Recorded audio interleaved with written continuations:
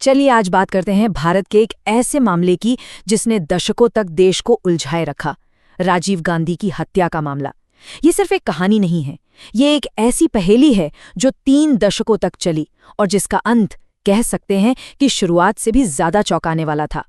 तो एक सवाल जो मन में आता है, क्या न्याय की भी कोई एक्सपायरी डेट होती है? यही एक सवाल है जो इस पूरी कहानी के दिल में है।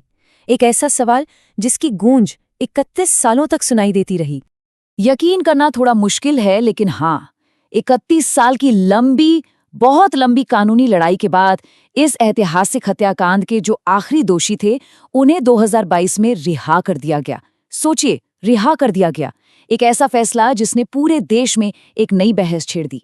आखिर ये हुआ कैसे और क्यों? इसे समझने के लिए हमें वक्त में थोड़ा पीछे चलना होगा, कहानी की एकदम शुरुआत। तो चलिए बात करते हैं साल 1991 की। वो एक रात जिसने भारत की सियासत की दिशा हमेशा हमेशा के लिए बदल कर रख दी। तारीख थी 21 मई 1991। जगह थी तमिलनाडु का श्रीपेरम्बदूर। माहौल था चुनावी रैली का। रात के करीब 10:15 बजे थे। राजीव गांधी अपने समर्थकों के बीच थे। तभी धनु नाम की एक महिला हाथ में माला लिए उनके पास पहुंची। बस कुछ ही पल बीते होंगे और उस महिला ने खुद को एक जोरदार धमाके में उड़ा लिया। इस धमाके ने सिर्फ राजीव गांधी की ही जान नहीं ली, बल्कि 14 और बेगुनाह लोग भी मारे। देखिए, ये हमला सिर्फ एक हत्या नहीं था, ये भारत के लिए एक बिल्कुल नई और दहला देने वाली हकीकत थी। देश के इतिहास में ये पहला आत्मघाती हमला था। मतलब एक ऐसा तरीका जिसमें हमलावर खुद ही एक चलता फिरता बम बन जाता है। इस घटना ने पूरे देश को सचमुच हिलाकर रख दिया था, क्योंकि ऐसा कुछ पहले कभी नहीं हुआ था।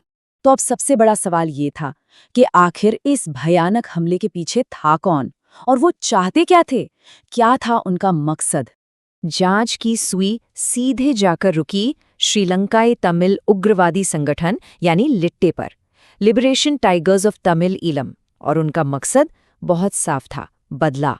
हुआ ये था कि जब राजीव गांधी प्रधानमंत्री थे तो उन्होंने इंडियन पीस कीपिंग फोर्स यानी IPKF को श्रीलंका भेजा था। इस फोर्स ने लिट्टे के खिलाफ बहुत सख्त एक्शन लिया, जिससे लिट्टे को भारी नुकसान हुआ। तो ये हत्या उसी का बदला थी, एक सीधा और क्रूर बदला। तो हत्या के बाद शुरू हुई एक बहुत बड़ी जांच, जिसने एक ऐसी गहरी साजिश का पर्दाफाश किया जिसके तार बहुत दूर तक फैले थे। और यहीं से शुरू हुई एक बहुत लंबी कानूनी लड़ाई। CBI की स्पेशल इन्वेस्टिगेशन टीम यानी SIT ने जब जांच शुरू की तो पता चला कि ये कोई छोटा मोटा काम नहीं था। अरे, ये तो भारत से लेकर श्रीलंका तक फैली एक बहुत बड़ी साजिश थी। इसमें कोडवर्ड में बातें होती थीं, छिपने के लिए सुरक्षित ठिकाने थे और पूरी प्लानिंग के साथ रेकी की गई थी। और इस साजिश के जो मुख्य किरदार थे, उनमें नाम आए नलिनी, मुरुगन, संथन और पेरारीवलन। 31, ये सिर्फ एक नंबर नहीं है, ये वो साल हैं जो इन दोषियों ने जेल में बिताए। 31 साल! सोचिए, 3 दशक से भी ज्यादा का वक्त। अब जरा इस केस के कानूनी सफर की उलझन को समझिए। 1998 में एक स्पेशल कोर्ट ने 26 लोगों को दोषी माना। फिर 1999 में सुप्रीम कोर्ट ने इनमें से 4 की मौत की सजा को कंफर्म कर दिया। लेकिन कहानी में असली मोड़ यहां से आया। इन दोषियों की दया याचिकाएं यानी मर्सी पिटिशंस, उन पर फैसला होने में सालों लग गए। और इसी देरी को आधार बनाकर दोषियों ने बार बार कोर्ट का दरवाजा खटखटाया। और आखिरकार इसी देरी की वजह से 2022 में सुप्रीम कोर्ट ने सबको रिहा करने का वो फैसला सुनाया जिसने सबको चौंका दिया। जरा इस बदलाव को देखिए। कहाँ तो 1998 में 4 लोगों को मौत की सजा मिली थी, जो देश की सबसे बड़ी सजा है, और कहाँ 31 साल बाद 2022 में सब कुछ बदल गया। सुप्रीम कोर्ट का कहना था कि दया याचिकाओं पर फैसला लेने में जो बेहिसाब देरी हुई है, वो अपने आप में एक तरह की क्रूरता है। और बस इसी को आधार बनाकर अपनी स्पेशल पावर्स का इस्तेमाल करते हुए कोर्ट ने सबको रिहा कर दिया। तो इस केस का असर सिर्फ कोर्टरूम तक ही सीमित नहीं रहा। इस एक घटना ने भारत पर एक ऐसी छाप छोड़ी जो आज भी मौजूद है। इस एक घटना के बाद भारत में बहुत कुछ बदल गया। जो बड़े बड़े नेता होते हैं, उनकी सुरक्षा के नियम यानी VIP सिक्योरिटी प्रोटोकॉल्स पूरी तरह से बदल दिए गए। आतंकवाद से लड़ने के लिए टाडा जैसे सख्त कानून बने। लेकिन शायद सबसे बड़ा असर हमारी न्याय व्यवस्था पर पड़ी बहस पर हुआ। मौत की सजा सही है या गलत? दया याचिकाओं पर फैसले में देरी क्यों होती है?